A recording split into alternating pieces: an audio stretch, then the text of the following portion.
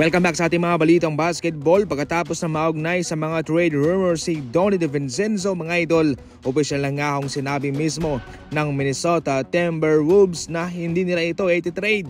Lumabas ang rumors na yun pagkatapos na nag-i-struggle itong si DiVincenzo. Hindi kasi magapareho ang playing style ng Minnesota sa Knicks. Doon kasi sa Knicks, mga idol, halos mga gwardyang ginagamit ni Coach Tom Thibodeau, minsan small ball lineup. Halos sabay nang pinapasok sina Josh Hart, Brunson at itong si DiVincenzo. Doon siya nababagay.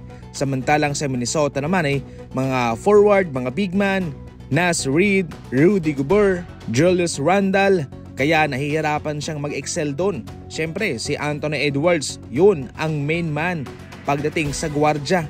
Kaya itong si DiVincenzo ay nahihirapan pang mag-adjust at iyon ho'y nagresulta sa kanyang mababang average at bumagsak yung kanyang shooting percentage. Gayunpaman, nilinaw mismo ng Minnesota at kanilang tinuldukan ang mga umiikot, mga nagsilabasang mga trade rumors patungkol kay Donte na hindi ito totoo at wala silang balak na i-trade ito.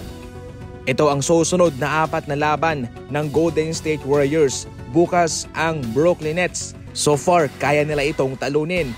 At sa November 28, laban sa OKC naman. December 1, ang Suns at December 4, ang Denver Nuggets. Sa 4 na team na ito, para sa akin lang may panglaban itong OKC at itong Denver Nuggets. Ang Suns at ang Brooklyn Nets, dihado sila kontra Golden State Warriors. Siyempre dihamak naman na kung sa papel, mas malakas ang Warriors kumpara sa Nets. Pero itong Suns naman, nahihirapan sila lately sa kanilang mga kalaban in which wala nga sina Kevin Durant at Bradley Beal dahil sa kanilang mga injury.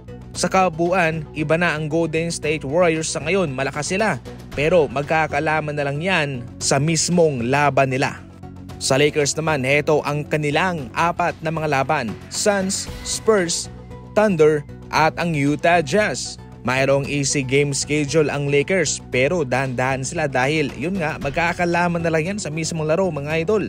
Given na sa Orlando Magic at sa Pistons natalo sila. Pero para sa akin lang mayroong legit na tsansa ang Lakers laban sa Suns, Spurs at sa Utah Jazz. Sa Thunder mukhang mahirapan sila dito, mga idol.